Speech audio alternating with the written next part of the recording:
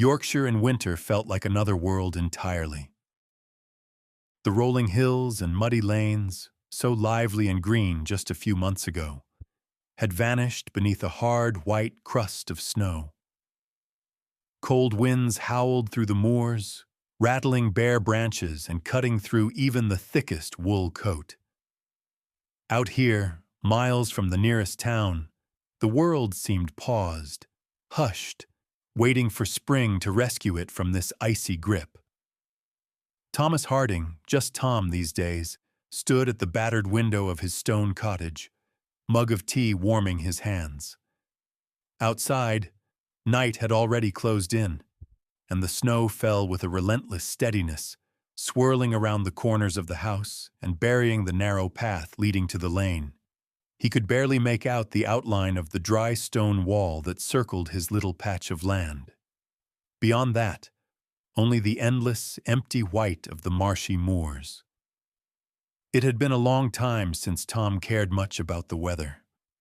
The isolation, the routine, the silence. It suited him. He'd served 2 tours overseas, lost friends and a bit of himself somewhere in the process, and now he preferred things simple, quiet, predictable. His only companion was Max, an aging golden retriever with more gray around the muzzle than gold these days. Max lay snoring by the wood stove, twitching every so often as if chasing rabbits in his dreams. Tom sipped his tea and listened. The wind battered the eaves and set the old glass panes to shivering. Somewhere in the darkness, a barn owl called, the sound muffled by the thick blanket of snow. Otherwise, it was silent. So silent, he could almost hear his own thoughts echoing back at him. He moved away from the window, refilled the stove with logs, and ruffled Max's head. Max thumped his tail, but didn't bother to get up.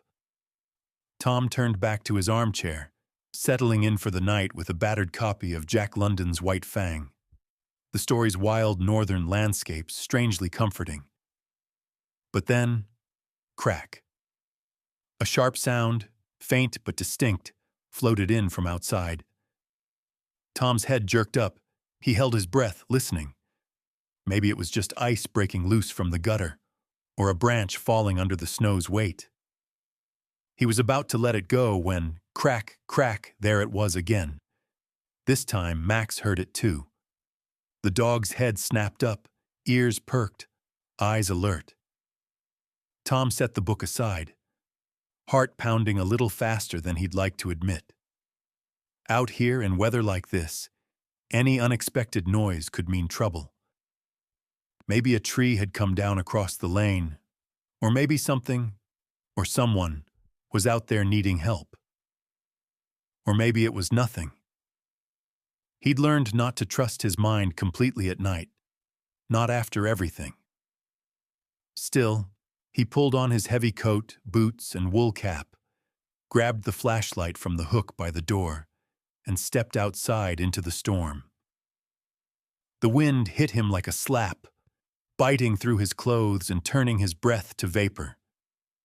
Max pushed ahead, his body low to the ground, tail stiff. The beam of Tom's flashlight bounced across the snow, casting strange, shifting shadows along the dry stone wall. He listened, heart drumming. Again, nothing. The silence was total, almost unnerving. He nearly turned back, but then another sound, softer now, almost lost in the wind. Not wood, not ice. It was the unmistakable sound of something alive, a whinny, faint and desperate. Tom's nerves prickled. A horse? Out here in this storm? No one around here kept horses. He would have known. He followed the sound, Max leading the way, weaving through the waist-deep drifts toward the back of the cottage. The flashlight's beam flickered over the crumbling remains of an old stone barn, long abandoned, its roof caved in from too many hard winters. And there, in the lee of the barn, huddled against the stones, were 2 shapes, dark against the snow, one larger, one smaller, both shivering. Tom blinked, hardly believing what he saw. Two ponies. Wild Exmoor ponies, by the look of their shaggy manes and compact, powerful builds. The bigger one, probably a mare, stood protectively over the smaller, who lay half-curled in the snow, breath coming in ragged bursts. The sight pulled something loose inside Tom, an old ache, a memory of helplessness, and also an urge to act. He hesitated. He knew better than to interfere with wild animals, especially in winter. And yet, he saw the pain in the smaller pony's eyes, the way its side heaved with each breath, and he couldn't turn away. Not after everything he'd survived. Max whined softly, pressing against Tom's leg as if to say, "Do something." The wind howled around them. Tom took a slow breath, weighing his choices. It was easy to stay alone, to mind his own business, especially after years of convincing himself he was better off that way. But these creatures, so vulnerable, so lost, needed help. He knelt slowly, keeping his voice low and steady. Easy now. He spoke as much to himself as to the animals. The mare snorted, hooves stamping, but didn't bolt. The smaller one tried to rise, stumbled, and fell again with a sound that went straight to Tom's heart. He looked at the darkening sky, at the storm still gathering, and realized he couldn't leave them here. Not tonight. He glanced at Max. The dog wagged his tail once, bracing himself in the snow. Tom took another breath.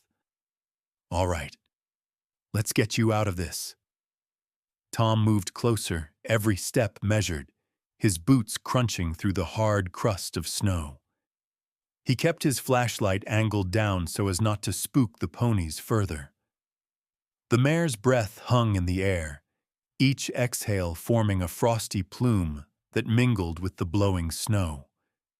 She shifted her weight uneasily, eyes wide, ears flicking between Tom, Max, and the swirling darkness beyond the wall. Max barked, a single sharp yip, and Tom shot him a look. "Quiet, Max." The smaller pony tried once again to stand, only to collapse with a painful grunt. The sound cut through the storm, a raw reminder that time was running out. Tom squatted down, careful to stay just outside kicking range. In the pale beam of his flashlight, he could see blood, fresh, dark, staining the snow near the pony's hind leg. The injury looked bad. Not life-threatening, maybe, but infection and cold would finish what the wound had started if he didn't act soon. Tom glanced at the mare. She stood between him and the injured pony, not ready to trust, but too exhausted to fight. He talked to her in a low, steady voice. "Easy. Easy, girl. I'm not going to hurt you." The wind carried his words away, but he kept talking anyway. Sometimes it was more for himself than for the animals. He'd read about the Exmoor Ponies, one of Britain's oldest breeds, tough, nearly wild, built to survive on little but tough grass and stubbornness. Seeing them here, so far from their natural range, was strange. Maybe someone from a sanctuary had released them, or maybe they'd wandered for miles, chased by the storm. He didn't know. Right now, it didn't matter. Max circled warily, nose to the ground.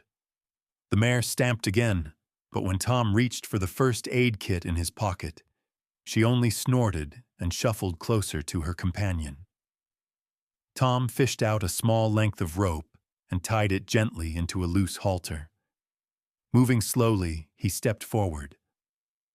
The mare eyed him warily but didn't back away as he slipped the rope over her neck. She could have bolted, should have, but she only shivered, watching him with those wild, liquid eyes. Good girl. He knelt by the injured pony, feeling the heat of its breath and the tremble in its body. Up close, the wound was clearer, a deep cut along the upper leg, probably from barbed wire or sharp stone hidden beneath the snow. He took off his gloves, ignoring the cold, and pressed his hand gently to the injury. The pony whinnied, flinching, but he murmured soothing nonsense as he inspected the damage. He dug into his pockets and pulled out a roll of gauze and an old scarf. Carefully, he cleaned the cut with snow, then wrapped it as best he could, tying the scarf snug to stop the bleeding. Max pressed in close, tail wagging slow, as if to offer encouragement. The pony's breathing eased a little, but she was still shivering violently. Tom knew he couldn't leave them out here, not if he wanted them to survive the night. "Come on then," he said quietly, voice barely more than a whisper lost in the wind. "Let's get you inside." Getting two frightened ponies to move, even in the best conditions, would have been nearly impossible. But the mare, exhausted and battered by the elements, followed as Tom tugged gently on the rope. The smaller pony tried to rise again, this time, with Tom's arm under her neck and Max barking encouragement. She managed to stagger upright, limping but determined. Step by painful step, they made their way toward the cottage. Tom's heart pounded, half with effort, half with fear that the mare might change her mind and bolt, dragging her companion back into the deadly cold. But somehow, together, they made it to the barn's broken doorway. Tom guided them inside, where at least the walls blocked some of the wind. The barn smelled of old hay, earth, and the memory of long-gone cattle. There wasn't much left, just a few battered tools, a pile of dusty straw, and a tattered tarpaulin folded in the corner. He got to work, hands numb and stiff, spreading the tarp and piling straw to make a crude bed. He grabbed an old horse blanket from a trunk in the corner, one his father had used decades ago, and threw it over the injured pony. She settled in, still trembling, eyes half closed. The mare, uncertain but desperate, nosed through the straw until she found a half-rotten bale of hay. Tom fetched a bucket of water, breaking the ice on top, and set it down between them. He finally let himself breathe.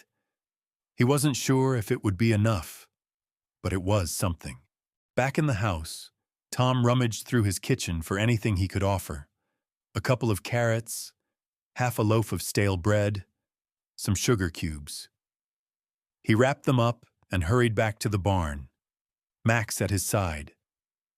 The ponies snuffled gratefully at the food, the smaller one nibbling the carrot from his open palm. As the storm roared outside, Tom checked the bandage again. The cut had stopped bleeding, but the real danger was the cold. He built a windbreak from hay bales and propped the tarp against the worst of the drafts. It wasn't perfect, but it would have to do. Max settled at Tom's feet, the two of them keeping silent vigil as the night wore on. Every so often, Tom would check on the ponies, whispering encouragement, reassuring them they were safe, at least for now. Hours passed in that cramped makeshift shelter. The storm battered the roof and whistled through every gap, but inside it was warmer. The four of them cocooned against the worst of the winter. Tom's mind wandered, memories drifting back, of mud and blood, of lost friends, of long, silent nights spent waiting for danger to pass. He looked at the injured pony, her eyes finally closing in exhausted sleep, and felt a strange sense of purpose growing inside him. A reason, perhaps, for all the loneliness he'd chosen. Here, in this bleakest of winters, he was needed. Max nuzzled his hand, eyes bright in the dim light. "We did good, boy." Tom sat back, letting himself relax for the first time all night. The ponies for now were safe. Tomorrow, he'd have to figure out what came next, who these wild horses belonged to, how to help them further. whether anyone was looking for them out there in the snowbound hills. But for tonight, the storm outside didn't matter. For tonight, it was enough to have done something, to have reached out and saved what he could. As he closed his eyes, the wind howled around the barn, but inside there was only the steady breathing of the ponies, the warmth of Max pressed close, and, for the first time in a long while, a fragile sense of hope. The storm began to break just before dawn, the howling wind giving way to a heavy, suffocating silence. The world outside Tom's window was smothered beneath a thick blanket of snow, soft, untouched, and shining blue in the early light. Tom woke before sunrise, stiff and cold in his armchair. Max curled at his feet. His first thoughts were not of breakfast or the chores he usually dragged himself through every morning, but of the 2 ponies he'd left in the barn. Tom stood, joints aching, and looked out the frosted window. The sky was a pale, icy gray, promising a brittle, clear morning.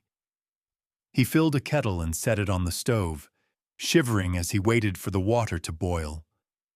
Max, always alert to Tom's mood, danced at the door, whining softly. "All right, buddy, let's check on them." Tom pulled on his heavy coat, slipped into boots still cold from the night before, and grabbed an armful of old towels and another blanket.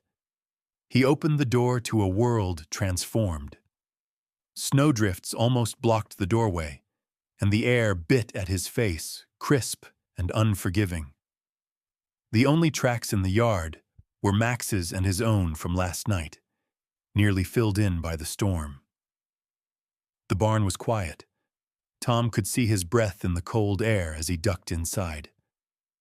The 2 ponies were huddled together, the mare standing protectively over the smaller one, who still lay curled on the makeshift bed. The bandage on her leg was stained but holding. Tom let out a breath he hadn't realized he'd been holding. The mare watched him with guarded eyes, but there was less fear now, just exhaustion. Tom set down the towels and the blanket, talking to them in the same low, calm tone he'd used the night before. "I brought you something warm. It's not much, but it should help."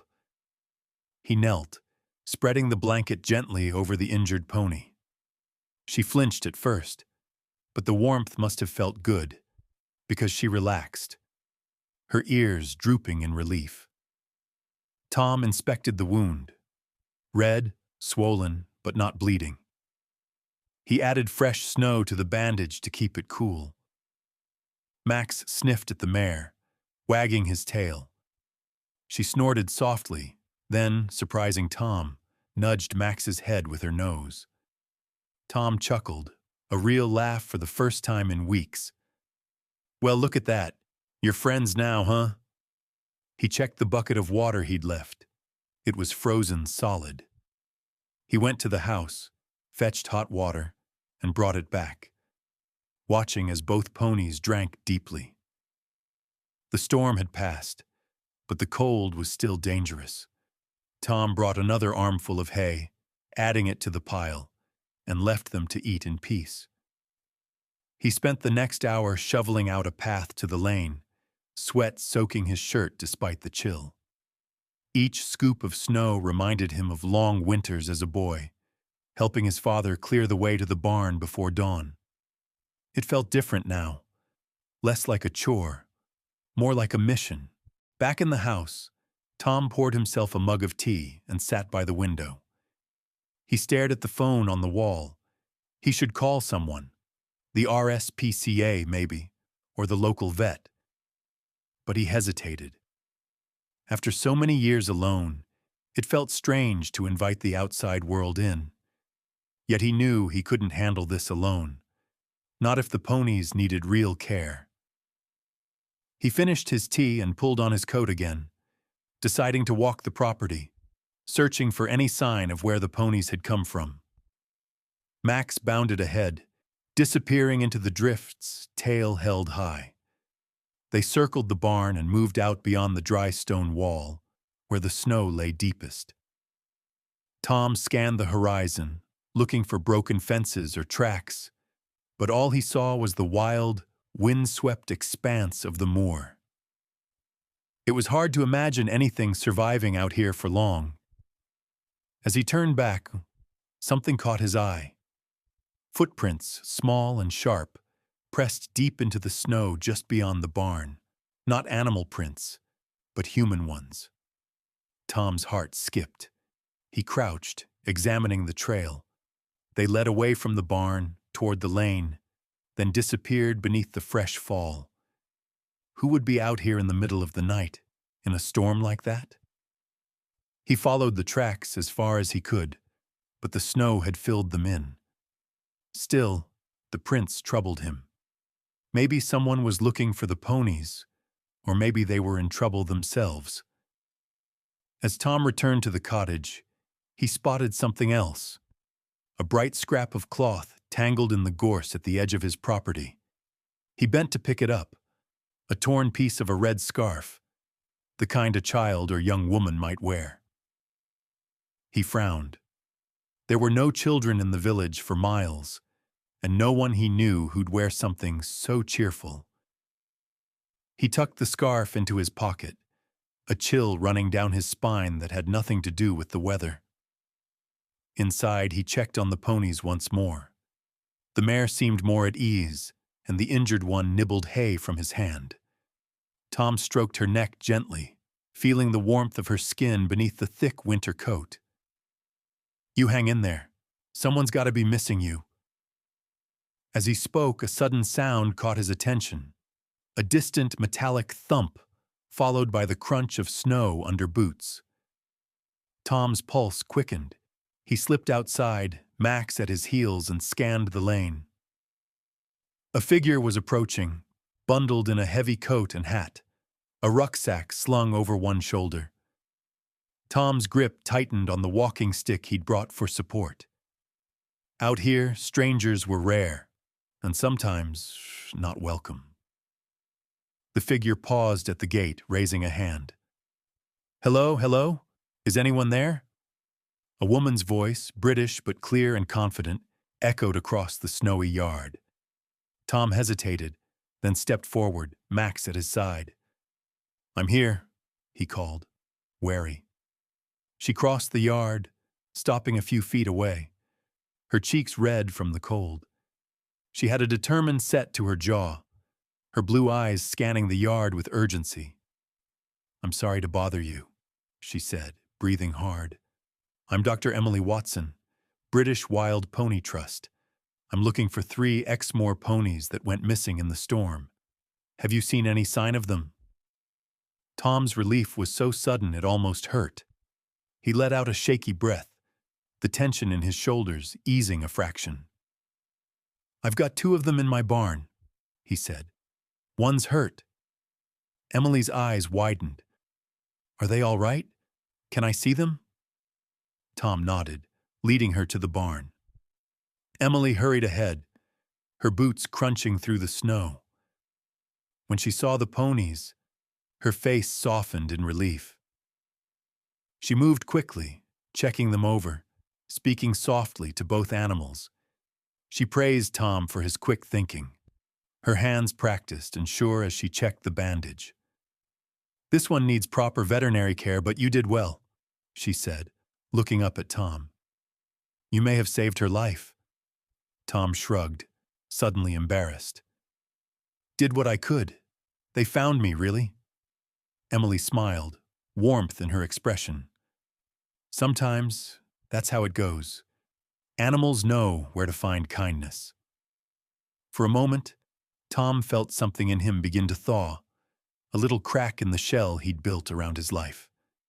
Emily pulled out her phone, showing Tom a photo of a 3rd pony, a dark, thin colt, smaller than the other 2.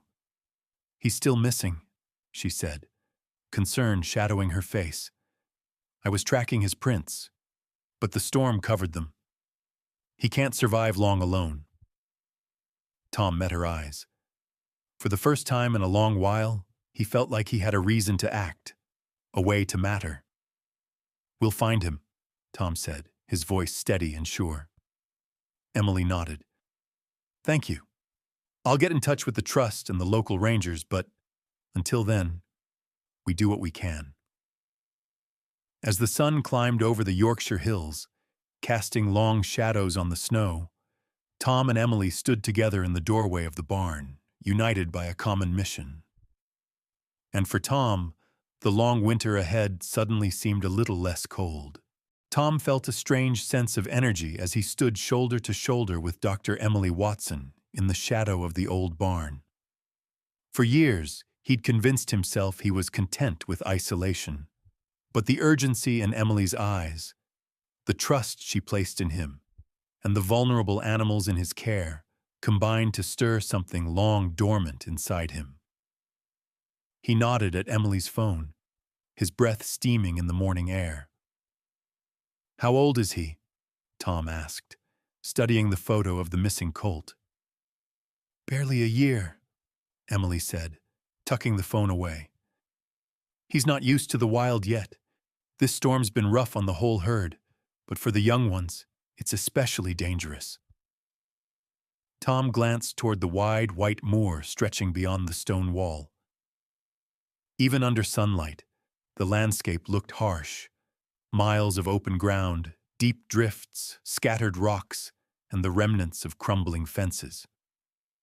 The colt could be anywhere, or worse, injured and unable to call out. "We'd better get moving," Tom said, grabbing a battered pair of binoculars from a hook by the door. "If we wait, he might not survive another night." Emily nodded, her gaze firm. "Let's check the low ground near the stream first. Ponies sometimes head for running water." Tom led the way, Max trotting faithfully ahead. They passed the barn, where the rescued ponies lifted their heads, watching with dark, gentle eyes. Tom paused, stroking the mare's neck, silently promising to return. He layered on another coat, pulled a wool cap over his ears, and shouldered a battered backpack filled with supplies. Rope, more bandages, a thermos of tea, and some apples, just in case.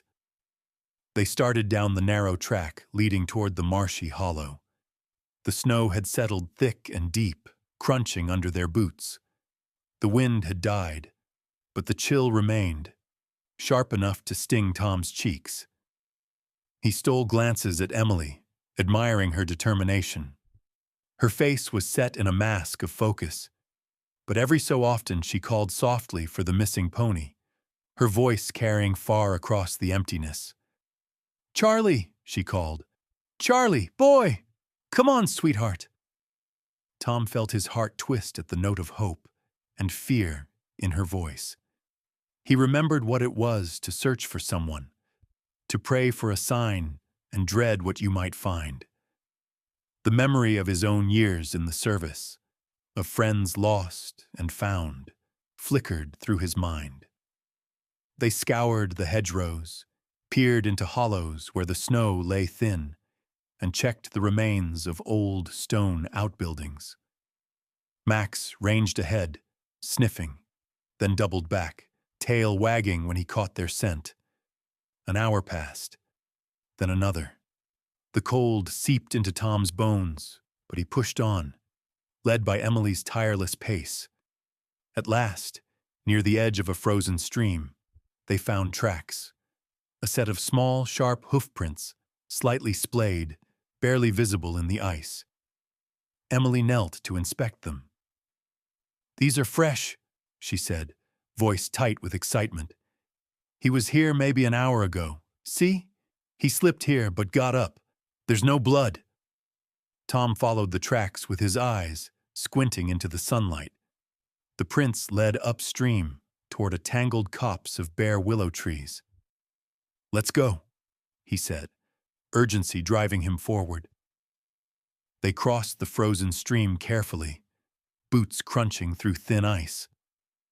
Max hesitated at the water's edge, then leapt, bounding up the far bank and disappearing into the trees. Tom and Emily picked their way through the willows, calling for Charlie. Tom's breath fogged before him, his heart pounding. Every sense felt heightened. The crack of ice, the rustle of branches, the distant call of a rook overhead. At last, Max barked, a sharp, excited sound, then barked again, more insistent. Tom broke into a jog, nearly tripping over a snow-covered root. Emily followed, and together they pushed into a small clearing. There, in the shadow of the willows, was the missing colt. He was smaller than Tom expected, ribs visible beneath his thick, shaggy coat. His eyes were wild with fear, and he huddled against the trunk of a tree, trembling. But he was alive. Emily crouched low, her voice gentle and soothing. "Easy, Charlie. It's me, Em. Easy, boy." The colt snorted, shying away. Tom watched, his own body tense as Emily inched closer, holding out an apple from her pocket. The smell caught the colt's attention. He took one tentative step, then another, his nostrils flaring. At last, he stretched his neck and took the apple, crunching noisily as Emily stroked his mane. Tom let out a breath he didn't realize he'd been holding. For a long moment, he just watched, letting Emily's patience and kindness work their magic.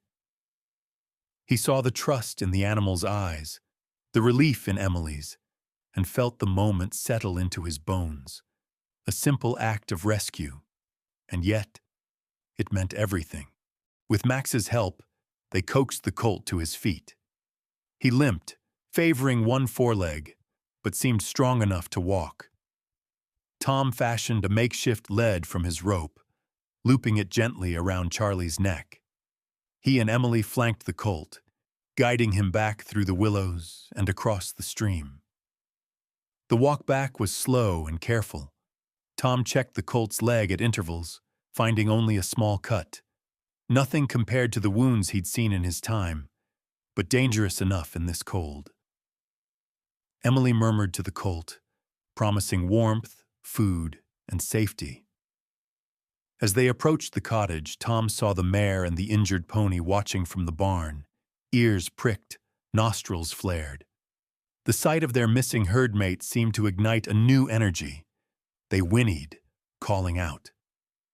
The colt perked up, limping faster as if drawn by the sound of family. Inside the barn, the reunion was instant. The ponies pressed their muzzles together, nuzzling and nickering, their relief palpable. Tom and Emily stood back, allowing the family their moment. Even Max seemed to understand, tail wagging as he sat by Tom's side. Emily knelt, checking Charlie's wound, rewrapping it with practiced care. She smiled at Tom, gratitude shining in her eyes. "You saved them, you know. If you hadn't heard them in the storm, if you hadn't brought them in." Tom shook his head, embarrassed but pleased. "Just did what anyone would." Emily's look said she knew better.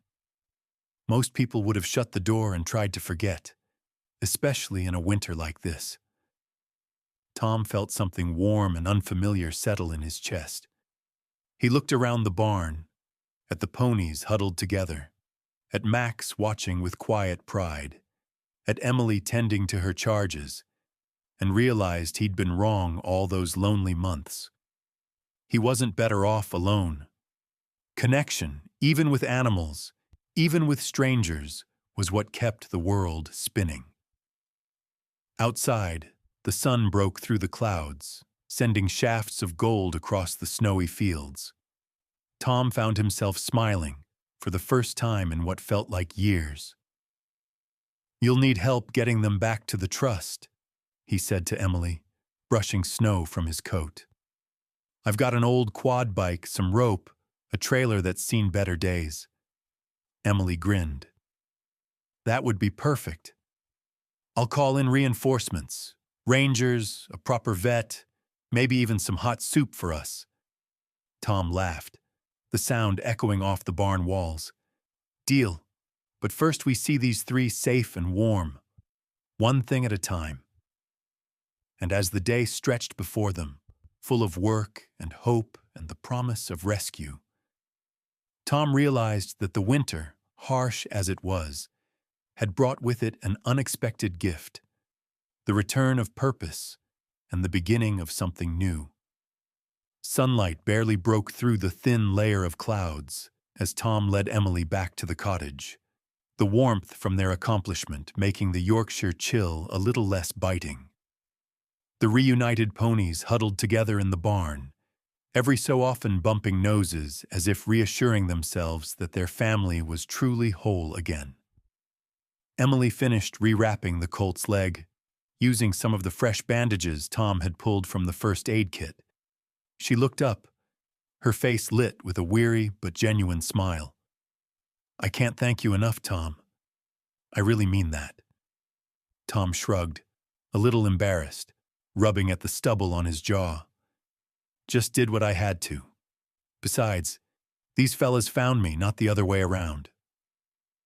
Emily laughed softly, brushing straw from her knees as she stood. That's not the way most people would see it. For a moment, Tom let himself enjoy the warmth of her words. He hadn't felt like a hero in a long time, hadn't wanted to, but something about this strange chain of events made him feel useful again. Emily pulled out her phone, checked her messages, and frowned.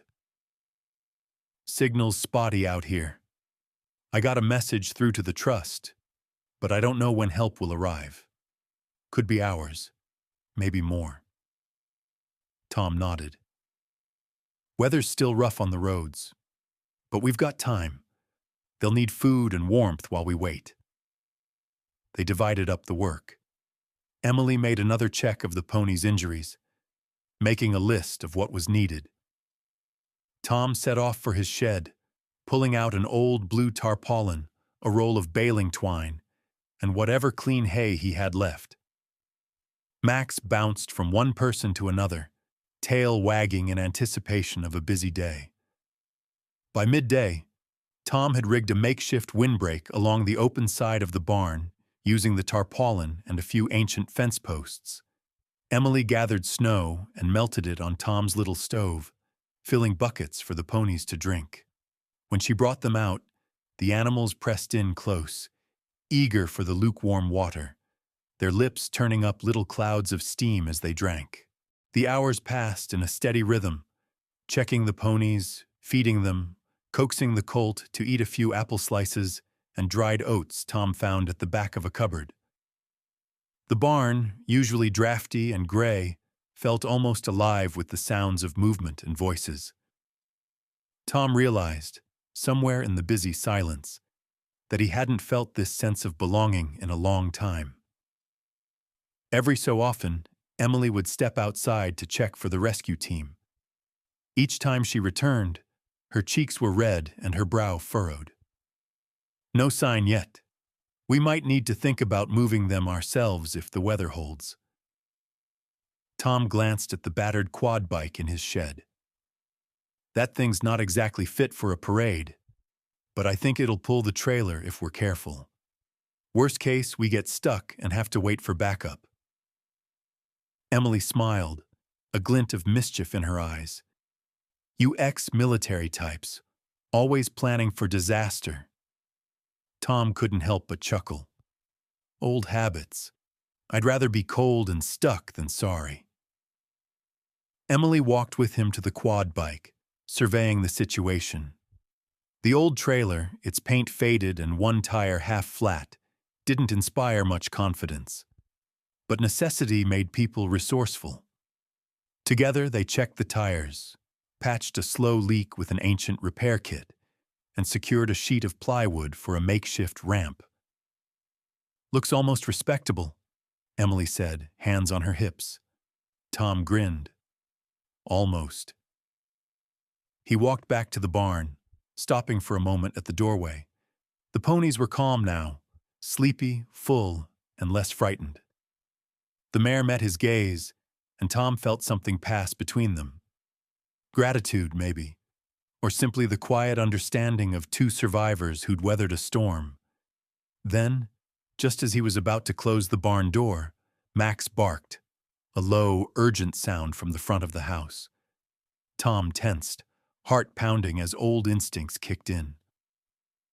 "Stay here," he said to Emily, then strode quickly toward the sound. Max stood at the head of the lane, fur bristling, tail held straight. Through the swirl of snow, Tom saw a figure approaching. A man in a green parka, broad-shouldered and moving with purpose, led a battered Land Rover up the lane, tires crunching in the frozen ruts. "Who's that?" Emily called, hurrying up behind Tom. The man waved, his face breaking into a broad grin as he recognized Emily. "James Carter, British Wild Pony Trust Ranger," he called out, voice booming in the winter air. "Glad to finally make it up here." Relief flooded Emily's face. She hurried to meet him, shaking his gloved hand. "You're a sight for sore eyes," she said. James clapped Tom on the shoulder. "You must be Harding. Heard you saved half the herd on your own. I brought some proper feed, and I've got a vet kit in the back." As James unloaded supplies, Tom let the tension drain from his body. They had help now. Real help. Together, the three of them hauled bags of feed, blankets, and a sturdy horse ramp to the barn. The ponies lifted their heads, nickering as the scent of fresh oats filled the air. The next hour passed in a flurry of action. Emily and James set up a temporary stall inside the trailer, lining it with blankets and straw. Tom helped coax the ponies up the ramp, speaking softly to calm their nerves. The mare went first, uncertain but trusting. The injured colt balked, but Tom stood beside him, murmuring encouragement, and eventually the little pony climbed inside, legs shaking but upright. James took over with practiced efficiency, checking wounds, administering painkillers, and updating Emily on the trust's plans. "Weather's supposed to ease by tomorrow. We'll get them to the sanctuary and let them rest up. You two did more than anyone could have asked." Emily looked at Tom, her voice gentle. "You should come with us. See them settled." Tom hesitated, glancing back at his little cottage. It had always felt like enough, a quiet place to hide from the world.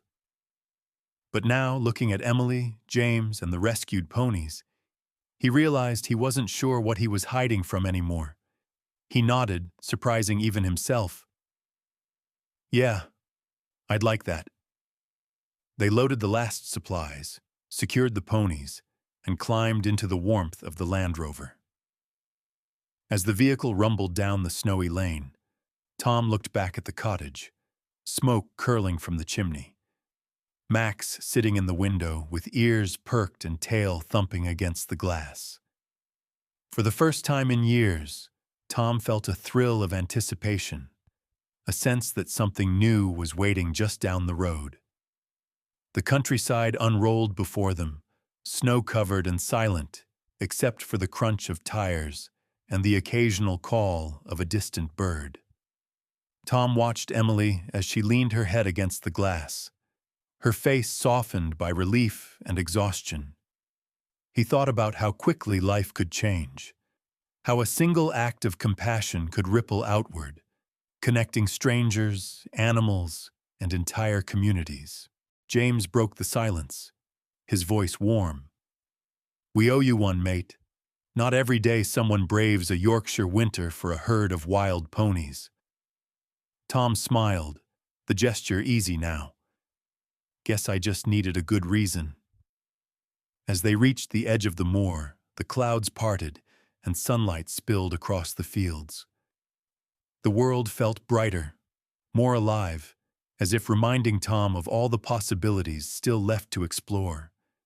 And as the Land Rover carried them and their rescued family toward a safer place, Tom finally allowed himself to hope. The ride from Tom's cottage to the sanctuary wound through twisting country lanes, the Land Rover's tires crunching over patches of ice and deep, frozen ruts. The Yorkshire landscape, so wild and merciless just hours ago, now shimmered under a hesitant winter sun, each field and hedgerow dusted with snow. Tom sat in the back seat, Max pressed against his boots, the rescued ponies shifting quietly in the trailer behind them. He kept glancing out the frosted window, half uneasy, half hopeful. Emily sat beside him, shoulders relaxed for the first time all day. James, at the wheel, steered with a practiced calm, radio murmuring quietly about road closures and rescue operations across the county. For a while, no one spoke. The silence between them was comfortable, thick with a kind of exhausted relief. Tom found himself thinking about the night before, the fear in the storm, the desperate whinny, the way those wild, haunted eyes had fixed on him in the snow. He remembered the strange sense of purpose that had filled him, as if he were meant to be there, meant to help. He looked down at Max, who yawned wide and let his head rest on Tom's knee. "You did good, boy." James turned down a narrow lane marked by a battered wooden sign. British Wild Pony Trust, Exmoor Sanctuary, 3 miles. The sun was already dipping toward the hills, casting long blue shadows across the fields. Tom felt his chest tighten, unsure whether it was nerves, pride, or just the aftermath of a sleepless, extraordinary night. As the Land Rover bumped along the last stretch, Emily leaned over, her voice low. "We'll get them settled, do a full checkup, and give them a couple of days' rest.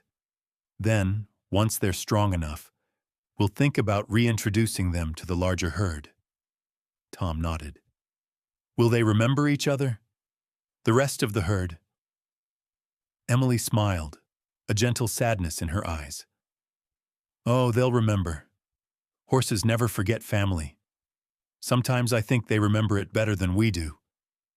Tom looked away, the words sinking deeper than he expected.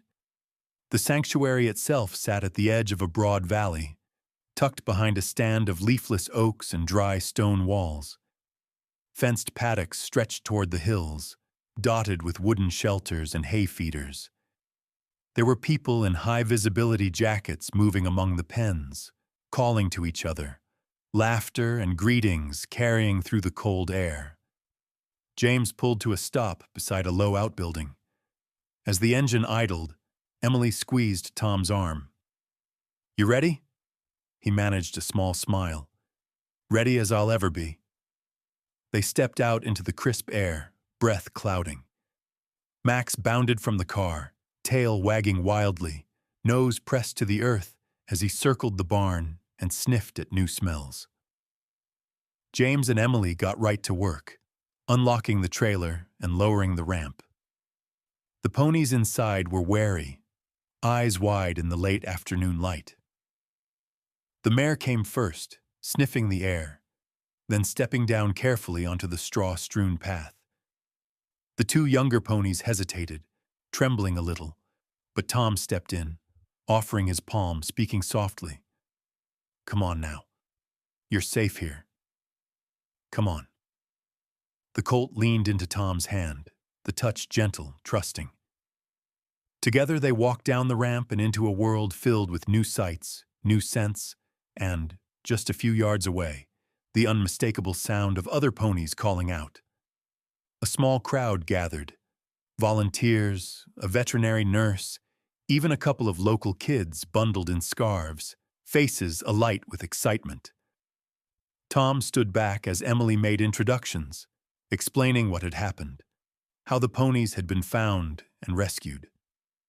There was genuine admiration in every handshake, every word of thanks. James turned to Tom. "You staying a while? We always need extra hands this time of year." Tom hesitated. For so long, his instinct had been to say no, to pull back, keep to himself, retreat behind walls and routines.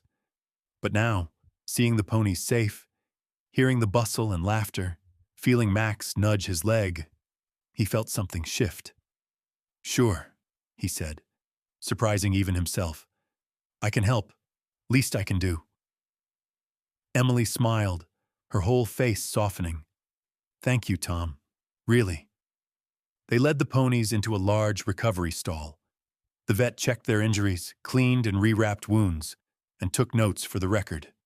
Tom watched, hands shoved in his pockets, his eyes following every movement, every gentle word spoken to the animals. As dusk fell, the ponies were given fresh hay and clean water. The mare stood protectively between the two youngsters, all three of them pressed close as the barn grew quiet and warm.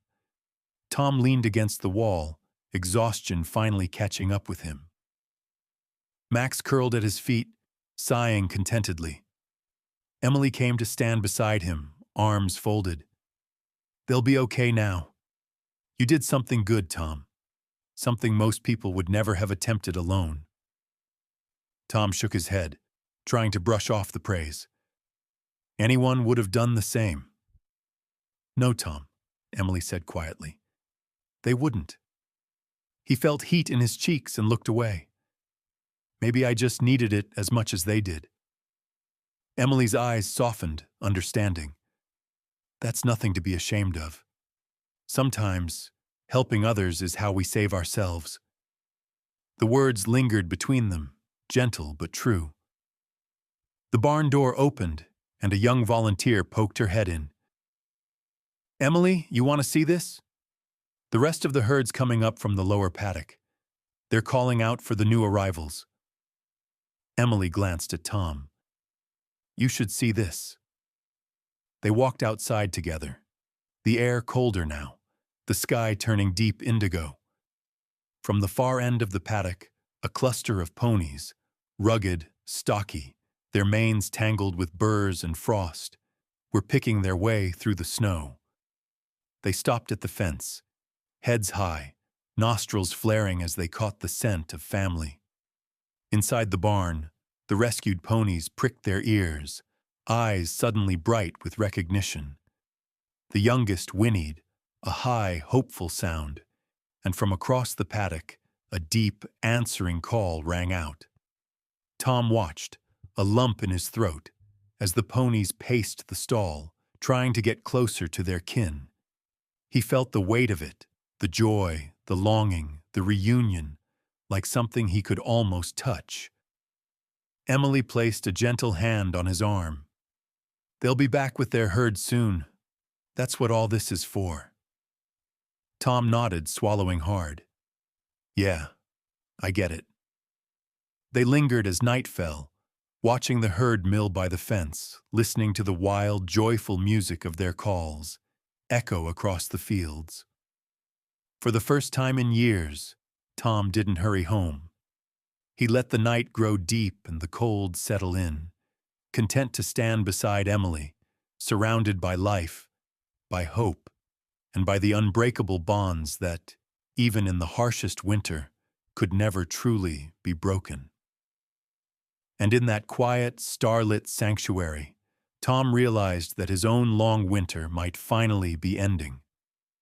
The following morning dawned with a brilliance Tom hadn't seen in months. Sunlight spilled across the sanctuary's fields, glinting on the frozen ground and turning each blade of grass into a tiny crystal.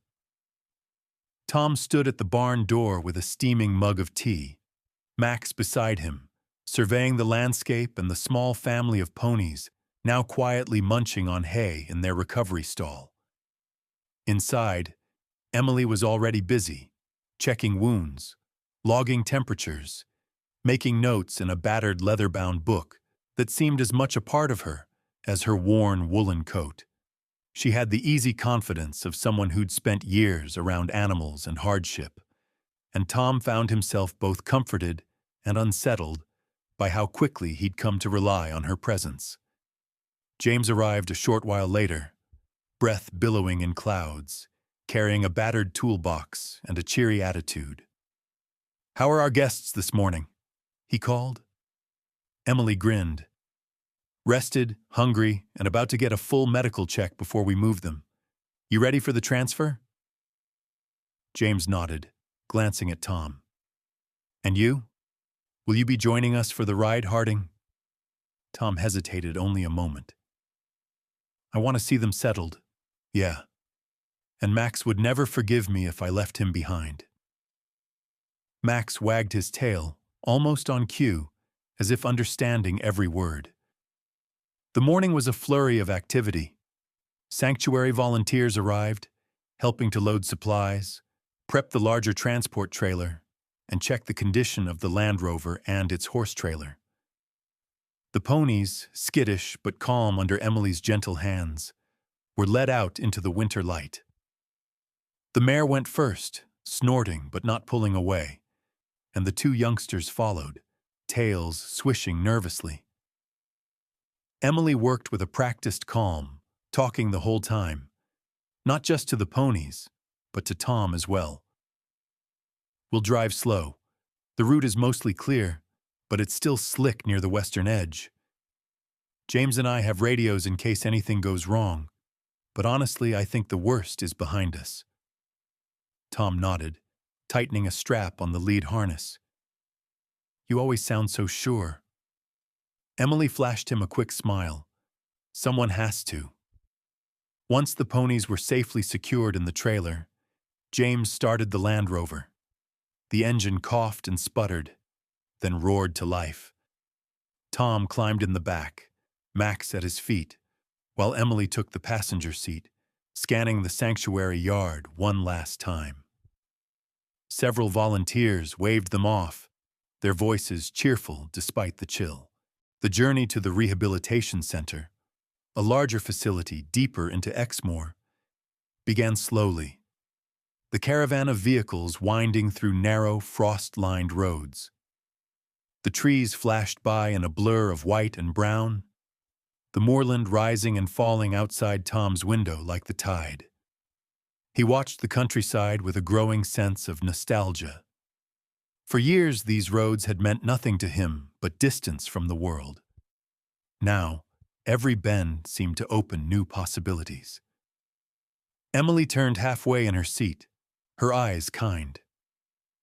Are you doing all right, Tom? He considered the question, then nodded. I think I am. It's strange. I didn't know I needed this. Any of it. Emily smiled. Sometimes the things we need most come from the places we least expect. As the hours passed, James kept up a running commentary on local wildlife, the weather, even the rugby scores.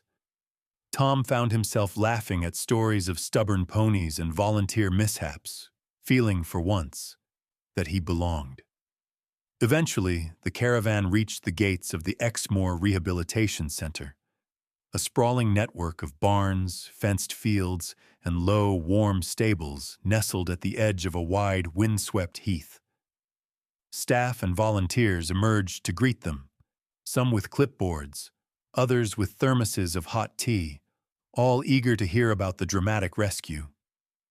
Tom helped guide the ponies down the ramp, one by one, into a holding paddock dusted with snow. The mare was cautious but steady, nudging her youngsters ahead, while Emily offered quiet reassurance. A woman with a shock of curly gray hair introduced herself as Linda, the head vet. You must be Tom Harding. We've heard all about your heroics. She shook his hand firmly. You and Max saved these little ones' lives. Tom felt his cheeks redden. I just happened to be in the right place. Linda laughed. That's what every real rescuer says. It never gets old. She led them through the intake process. Health checks, vaccinations, hoof inspections, moving with the efficiency of someone who'd seen every possible crisis and survived them all.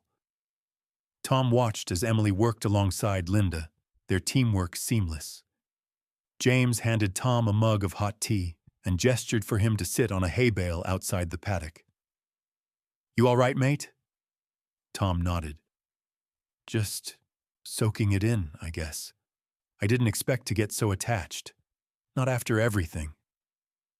James smiled, understanding. Animals do that. They sneak past your walls.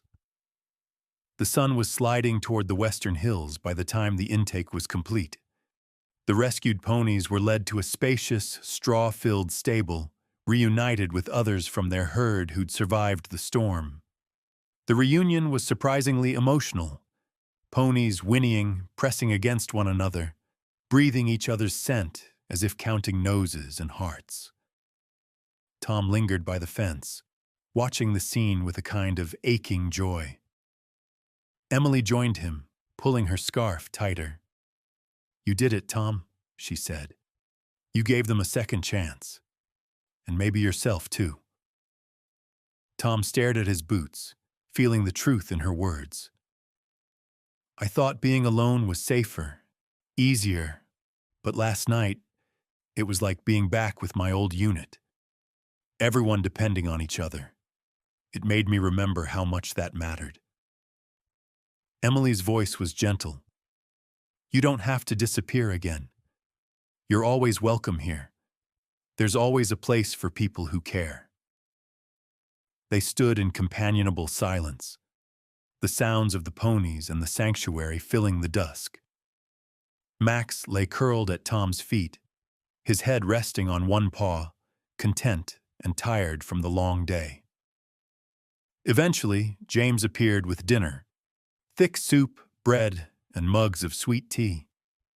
They ate in the tack room, surrounded by the scent of leather, hay, and horses, swapping stories as the sky darkened. As Tom finished his meal, Emily turned to him, her gaze steady. "There's a lot you could help with, Tom. Not just here. The Trust does outreach, school visits, wildlife patrols, all kinds of things."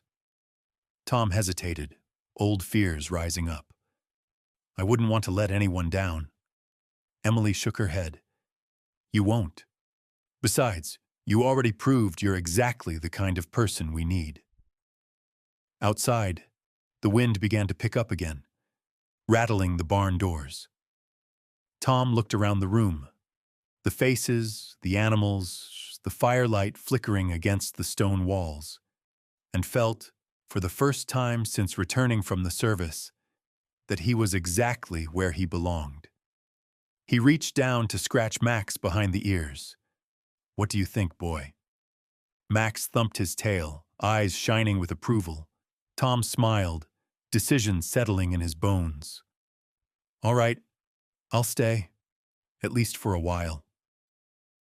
And as laughter filled the room and the rescued ponies settled in for a safe night at last, Tom realized that the road ahead, uncertain as it was, no longer seemed so lonely. The weeks after the rescue seemed to pass in a blur, each day at the Exmoor sanctuary bringing its own set of challenges and rewards. Tom found himself falling into a new routine, one that felt, for the first time in years, both demanding and deeply fulfilling. He rose with the sun, helped feed the herds, mucked out stalls, and walked the fence lines with Max running ahead, barking joyfully at crows and chasing shadows through the hedgerows.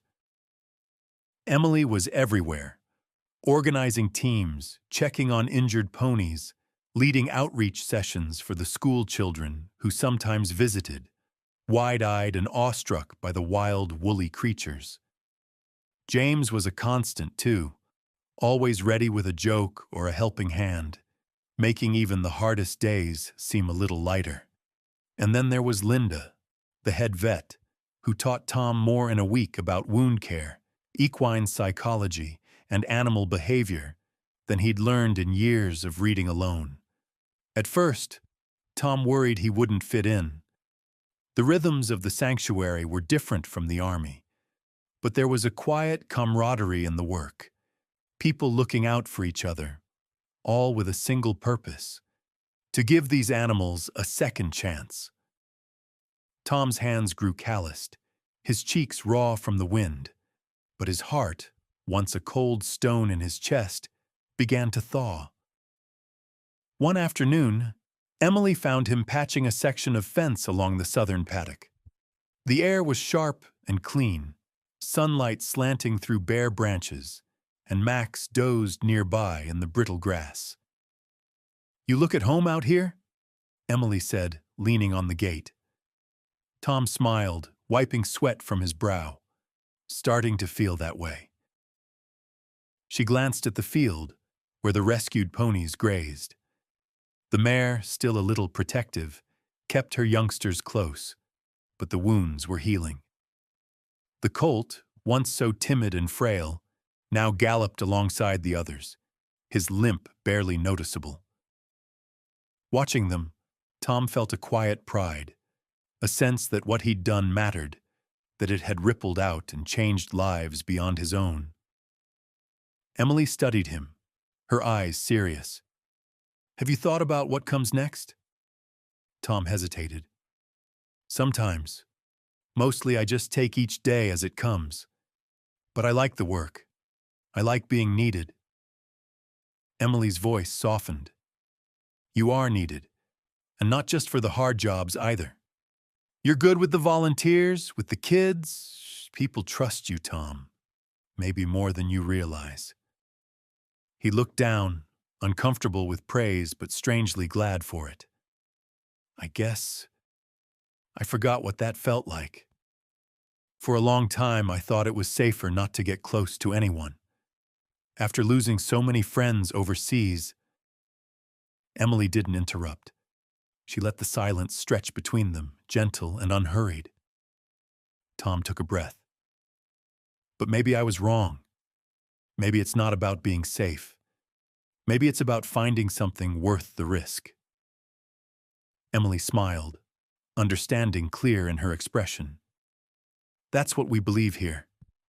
We can't control what happens to us. All we can do is care, and try to do good." A group of children arrived with their teacher, eager to learn about the ponies. Emily beckoned Tom to join them. At first he hung back, unsure, but Emily nudged him forward. "Come on," she whispered. "They'll love hearing from you." Standing before the children, Tom told the story of the winter rescue, how he'd heard a strange noise in the storm, how Max had helped him find the lost ponies, how Emily and James had come, and how everyone had worked together to save them. The children's faces lit up with every detail, their eyes wide, their hands shooting up with questions. "Were you scared?" Tom smiled. "A little. But sometimes you do what's right even when you're scared." "Will the ponies ever go back to the wild?" another asked. "That's the hope," Tom said. "Once they're strong and healthy, they'll be released together. That's their true home." One small girl, clutching her teacher's hand, stared up at Tom. "Are you a hero?" The question surprised him. He knelt down, meeting her gaze. "I just did what anyone should do," he said quietly. "I saw someone who needed help, and I tried my best. Sometimes that's enough." The teacher thanked him, and as the children filed out, Tom felt a lightness in his chest. He'd found purpose, not in grand gestures, but in the steady, small acts of care and connection. Later that evening, as Tom helped Emily close the barn for the night, he paused by the stall where the rescued ponies slept. The mare lifted her head, watching him. Tom reached through the bars and stroked her neck. "You did good, girl," he whispered. "You kept them safe." Max nudged his hand, and Tom scratched the dog's ears.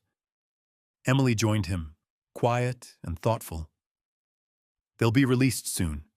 The trust wants you there. They said you're part of the story now." Tom nodded, a lump forming in his throat.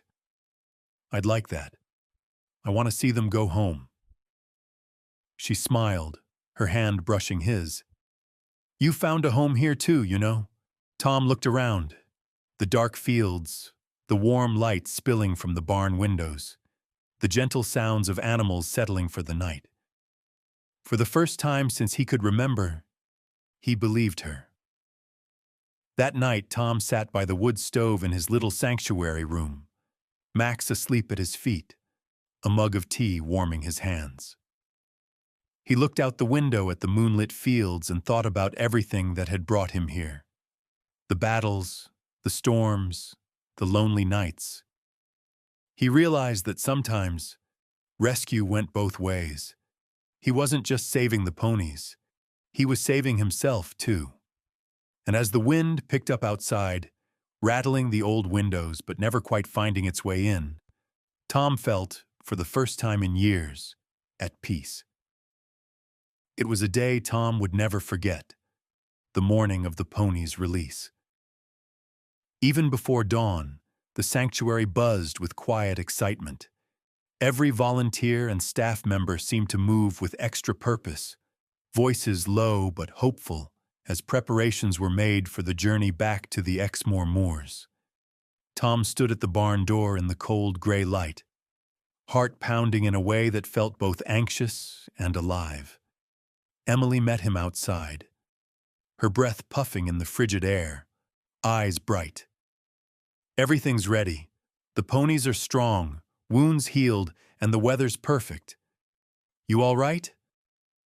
Tom nodded, but words caught in his throat. He reached down to pat Max, who quivered with excitement, as if understanding the day's importance. Around them, the other rescued ponies milled in their paddock, restless but calm, noses pressed to the wind as if they could already sense freedom waiting just beyond the hills. James arrived with the sanctuary's old horse trailer, polished and checked for the last time. Linda stood beside him, clipboard in hand, smiling. "Tom, you'll ride with me and the ponies. Emily's leading the way in the Land Rover." Tom glanced at the stables. The mare and her two youngsters, now filled out, coats glossy and eyes bright, stood close side by side. As Tom and Linda approached, the mare nickered softly. Tom stroked her neck, whispering words of comfort he barely understood himself. "You're going home now, girl. You made it." They led the ponies up the ramp with surprising ease. Gone was the fear of that first night, the trembling uncertainty. These were wild creatures once more, proud and strong. As the ramp closed and the trailer locked, Tom stood for a long moment, hand pressed to the metal, letting go. The caravan wound through the sanctuary gates and out onto the open road, Tom sitting in the back with Linda and Max, the ponies quiet but alert behind them. The countryside flashed by, hedgerows bursting with the first buds of spring, stone walls flecked with moss, distant hills rising blue in the morning haze. Tom watched the world change outside his window and felt the same shift deep inside himself, a gentle, inevitable opening. For a time, Linda said nothing, content to let the road and the rumble of the trailer fill the silence. Eventually, she spoke. "They'll be all right, you know. You gave them a second chance. Sometimes that's all any of us can hope for." Tom nodded. He found himself thinking about his own journey, the years spent shutting out the world, the dark nights when he wondered if there was anything left worth hoping for. He thought about Max, Emily, the barn full of rescued animals, and the feeling of belonging that had crept into his heart, like sunlight after a storm. The caravan arrived at a windswept ridge on the edge of the moor, a place chosen for its shelter and the wide, safe expanse where the ponies' herd would meet them. Volunteers and trust staff were already there, waiting by the open gate. The wild herd grazed just beyond, their heads rising as the trailers pulled up, nostrils flaring, manes blowing in the wind. Emily came to stand by Tom as they unloaded the ponies. She offered him a reassuring squeeze on the shoulder. "You ready?" Tom swallowed, throat tight. "As I'll ever be." They opened the ramp. Sunlight poured into the trailer. The mare stepped out first, pausing to test the earth with her hoof, head high and nostrils wide. Her youngsters followed, blinking at the bright world, ears flicking as they caught the familiar sounds and scents of home. The reunion was immediate. Members of the wild herd called out, voices echoing across the moor. The mare answered, tossing her head, and the youngsters broke into a stumbling trot. Tom and Emily watched as the herd pressed in, a flurry of nuzzling, whickering, and stamping hooves. For a moment, Tom saw not just ponies, but a family made whole, a mother reunited with her kin, youngsters folded back into the rhythm of the wild. It was more than relief. It was joy, hope, the promise of survival renewed. The release was not without its challenges. A rival mare stomped and tossed her mane, testing the boundaries of the newcomers. The rescued mare stood her ground, a fierce pride in her posture. After a tense moment, the herd accepted the new arrivals, and the group melted into a loose, moving cluster, grazing, rolling, and running across the heather. Linda joined Tom and Emily, her voice gentle. Some people think animals don't feel the things we do, fear, joy, loss, reunion. But watch them. You can see it all. Tom nodded, unable to speak for a moment. He blinked against the bright sky, feeling tears sting his eyes, not from sadness, but from the sheer magnitude of what had been accomplished. Emily slipped her hand into his, her touch warm and grounding. Thank you, Tom, for everything. Tom looked at her, feeling the weight of the past. His loneliness, his doubts fall away like an old, heavy coat. I think I needed them as much as they needed me, he said quietly. They stood together as the herd drifted further onto the moor, ponies bucking and running in the wind, tails streaming. Max ran circles in the grass, barking, then returned to sit beside Tom, leaning against his leg as if to remind him he wasn't alone. Linda smiled. We could use someone like you here, you know. Full time. There's always another rescue, another animal who needs a friend. Tom gazed at the open land, the herd shrinking into the distance. For years, he'd been searching for something he couldn't name. Now he realized, maybe it had been here all along. Connection, purpose, a place to call home. He nodded, hope threading through his voice for the first time in a long while. I think I'd like that. The group lingered as the sun climbed higher, sharing stories and laughter, letting the wind carry away old hurts and regrets. Tom felt a quiet certainty take root in him, a sense that the world was bigger and kinder than he dared to believe. As the last of the ponies vanished over the rise, Tom took a deep breath, filling his lungs with cold, clean air. He turned to Emily, to Linda, to the friends he'd found through kindness and courage, and he smiled, open, unguarded, and true. Sometimes, the hardest rescue was the one you never saw coming, the rescue of your own heart. And as they packed up the trailer and headed back toward the sanctuary, Tom carried with him the sound of wild hooves, the memory of gentle eyes, and the knowledge that in saving others, he had found himself again. Weeks passed after the release, but for Tom, the memory of that wild morning on the moor shimmered in his thoughts, like sunlight on snow. The sanctuary moved forward with the rhythm of spring. Foals were born, fences repaired, volunteers came and went, and the land softened under gentle rains. Yet something in Tom had changed forever. He had stayed on, just as he promised. At first it was only for a few days, helping Linda with rounds, showing new volunteers the ropes, answering questions for the children who came on field trips. But the days grew into weeks, and the weeks into months. Each morning he found something new to marvel at. The way the light filtered through the hayloft, the chorus of ponies at feeding time, the laughter that filled the kitchen when the volunteers shared stories after a long day. Emily was never far away. She moved with a quiet authority, guiding the sanctuary with both heart and steady hands. Sometimes, when the work slowed, she and Tom would walk the fields together. They spoke about everything and nothing, their pasts, their hopes, the winding journey that had brought them both to this place. For Tom, these talks were as healing as any medicine. One evening, as dusk settled over the land, Tom stood by the pasture fence, watching the herds graze. Max was at his feet, content, his eyes half closed in the cooling grass. Emily joined him, her hands wrapped around a steaming mug of tea. "They're thriving, you know," she said, nodding toward the ponies. "Your three, well, they're hardly yours anymore, have taken to the herd beautifully. I got word yesterday that the young colt is running with the fastest group now. His limp is all but gone." Tom smiled, feeling a warmth in his chest.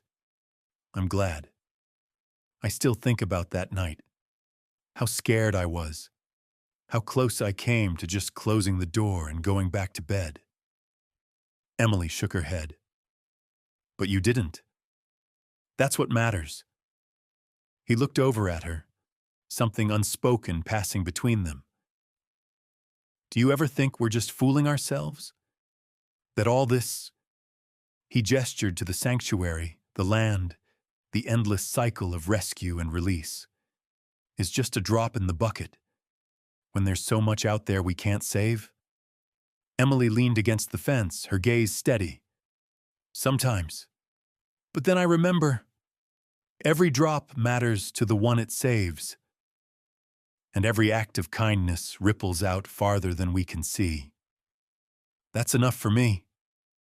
Tom nodded. The truth of it sank deep, like a seed planted in good soil. That weekend, the sanctuary hosted its annual open day, a tradition meant to bring in the local community, raise awareness, and share the stories of the animals they'd helped.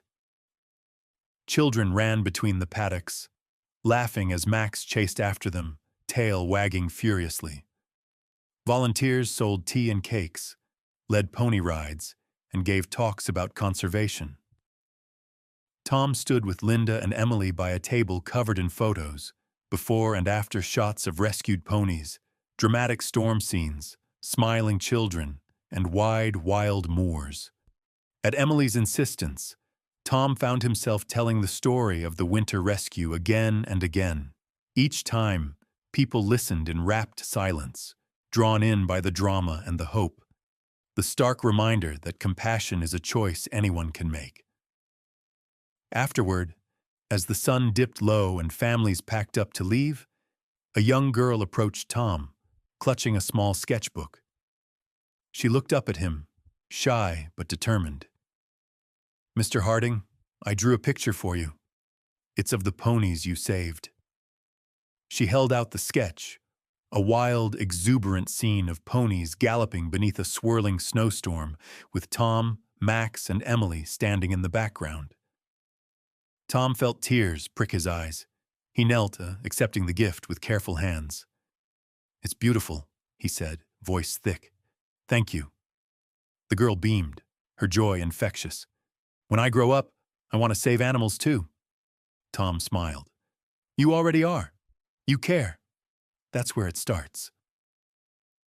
As the last car rolled down the lane, Tom wandered back to the barn. He paused at the door, taking in the sweet smell of straw and the peaceful shuffling of the herds.